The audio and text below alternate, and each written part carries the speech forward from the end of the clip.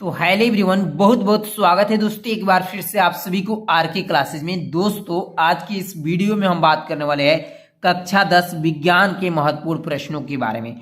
दोस्तों जो भी ये प्रश्न है 2024 बोर्ड एग्जाम के लिए काफी महत्वपूर्ण प्रश्न है। ये प्रश्न एग्जाम 2024 में पूछने का 100% चांस है। तो इस प्रश्न को आप लोग तैयार करके ही आपको एग्जाम देने जाना है। ठीक है, आपका जो पहला प्रश्न है कि समजातीय श्रेणी क्या है। ठीक है, एग्जाम में आपको ये प्रश्न पूछ देता है, हर साल पूछ देता है और इस साल भी पूछ सकता है। इसलिए इस प्रश्न को आप लोग तैयार करके ही जाइए कि समजातीय श्रेणी क्या है, उदाहरण देकर समझाइए। ठीक है, सबसे तो पहले आपको इसका परिभाषा लिखना है कि समजातीय श्रेणी क्या होता है और इसको उदाहरण के तौर पर समझा देना है। ठीक है, तो आइए हम बिल्कुल एक एक डाउट क्लियर करते हुए चलते हैं कि समजातीय श्रेणी क्या है और इसका उदाहरण कैसे दे ताकि आसान रहे।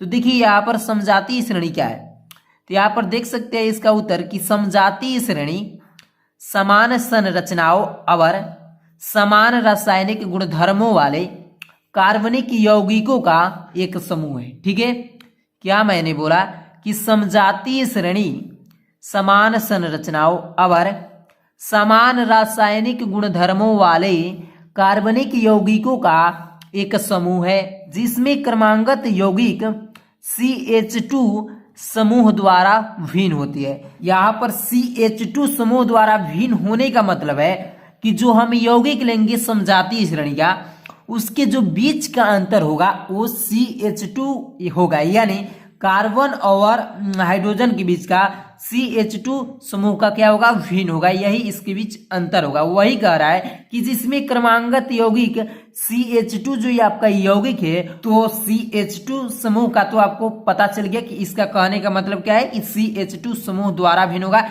यानी कार्बन और यौगिकों में कितने का अंतर रहेगा, तो CH2 का अंतर रहेगा, इतना है। ठीक है, वही समजातीय श्रेणी कहलाता है। एक बार फिर से बता दे रहा हूं कि समजातीय श्रेणी समान संरचनाओं और समान रासायनिक गुणधर्मों वाले कार्बनिक यौगिकों का एक समूह है जिसमें क्रमागत यौगिक CH2 समूह द्वारा भिन्न होंगे। आइए उदाहरण के तौर पर इसे समझते हैं। देखिए यहाँ पर एल्केनों की समजातीय श्रेणी। ठीक है, हम समझाते हैं एल्केनों की समजातीय श्रेणी पर। सबसे पहले यहाँ पर एल्केन में देख लीजिए, लिख दे रहा हूं, यहाँ पर ले लीजिए मेथेन। ठीक है, मेथेन का रासायनिक सूत्र क्या होता है, तो मेथेन का होता है CH4 होता है। क्या होता है, CH4 मेथेन का रासायनिक सूत्र होता है। अब यहाँ पर देख सकते हैं एथेन। ठीक है, एथेन का देख सकते हैं, तो एथेन का कितना होता है, तो यहाँ पर हो जाएगा C2H6 हो जाएगा, यानी यहाँ पर देखिए कार्बन 1 है तो यहाँ पर कार्बन 1 की वृद्धि हुई है और हाइड्रोजन में कितने की वृद्धि हुई है, तो 2 की। वही यहाँ पर बात बोल रहा था कि CH2 समूह का क्या होगा, अंतर होगा, यानी इस और इस दोनों यौगिकों में देखेंगे तो कार्बन में 1 की अंतर होगा और हाइड्रोजन में 2 का अंतर होगा। देखिए यहाँ पर 2 कार्बन है, यहाँ पर 1 कार्बन है, कितने का अंतर है, 1 का अंतर है। यहाँ पर हाइड्रोजन 6 है और यहाँ पर हाइड्रोजन 4 है, यानी इसके बीच अंतर कितना है, तो 2 का अंतर है। वही यहाँ पर लिखा गया है कि CH2 समूह का अंतर होगा, यानी भिन्न होगा, वही यहाँ पर लिखा गया। आइए और एग्जाम्पल के तौर पर समझते हैं। यहाँ पर प्रोपेन ले लीजिए। ठीक है, यहाँ पर प्रोपेन पर समझ लीजिए। प्रोपेन क्या होता है, तो C3 होता है और H8 होता है, यानी कार्बन 3 और हाइड्रोजन 8। देखिए अब प्रोपेन और एथेनॉल को मिलाइए। कार्बन यहाँ पर 3 है और यहाँ पर कार्बन 2 है, कार्बन का कितना अंतर है, 1 का अंतर है, और हाइड्रोजन यहाँ पर 8 है और हाइड्रोजन यहाँ पर 6 है, यानी हाइड्रोजन का 2। CH2 का अंतर है कि नहीं, वही यहाँ पर बात को लिखा गया था। ठीक है, तो वही हमारा उदाहरण दे देंगे कि एल्केनों की समजातीय श्रेणी मेथेन का CH4, एथेन C2H6, C3H8। ठीक है, ये हमारा हो जाएगा एल्केनों की समजातीय श्रेणी। ठीक है, तो समजातीय श्रेणी का ये हमारा रहा उदाहरण, ये हमारा रहा परिभाषा। ठीक है, अब हम बात करते हैं अगला प्रश्न जो आपका ये 2 नंबर है कि संयोजन अभिक्रिया क्या है। संयोजन अभिक्रिया क्या है, तो आइए संयोजन, इसका तो जो आपका ये हेडिंग है इसी में इसका तो उत्तर छिपा हुआ है कि संयोजन अभिक्रिया क्या है। संयोजन का मतलब होता है जोड़ना। क्या होता है, संयोजन का मतलब जोड़ना होता है। आइए इसे उत्तर में समझते हैं। जब 2 या 2 से अधिक पदार्थ संयोग कर एक नए पदार्थ का निर्माण करते हैं तब उसे संयोजन अभिक्रिया कहते हैं। यहाँ पर होता है संयोग कर मतलब जुड़कर एक नए पदार्थ का निर्माण करते हैं तब उसे संयोजन अभिक्रिया कहते हैं। यहाँ पर संयोजन में ही छिपा हुआ है इसका परिभाषा। देखिए संयोजन का मतलब होता है जोड़ना।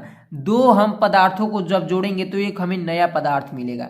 ठीक है, जब दो पदार्थों को हम जोड़ेंगे तो एक हमें नया पदार्थ मिलेगा, उसी को कहते हैं संयोजन अभिक्रिया। आइए उदाहरण पर इसे समझ लेते हैं। यहाँ पर देख लीजिए, जब हम कार्बन को ऑक्सीजन के साथ जलाएंगे, जब हम कार्बन को ऑक्सीजन के साथ जलाएंगे तो हमको क्या प्राप्त होगा, तो CO2 यानी कार्बन डाइऑक्साइड प्राप्त हो जाएगा। जब हम कार्बन को ऑक्सीजन के साथ जलाएंगे, दहन कराएंगे, क्रिया कराएंगे, किसके साथ, ऑक्सीजन के साथ, तब हमको क्या प्राप्त होगा, तो CO2 प्राप्त हो जाएगा यानी कार्बन डाइऑक्साइड। जब दो पदार्थ, हमने कार्बन को और ऑक्सीजन को एक साथ क्रिया कराया यानी दो पदार्थों को आपस में संयोग कराया, मिलाया, तो हमको एक नया पदार्थ क्या मिला, CO2 कार्बन डाइऑक्साइड। उसी को हम क्या कहते हैं, संयोजन अभिक्रिया कहते हैं। समझ में आ गया हुआ। उम्मीद करता हूं कि दोस्तों ये वीडियो आपको अच्छी लगी होगी। ऐसे ही महत्वपूर्ण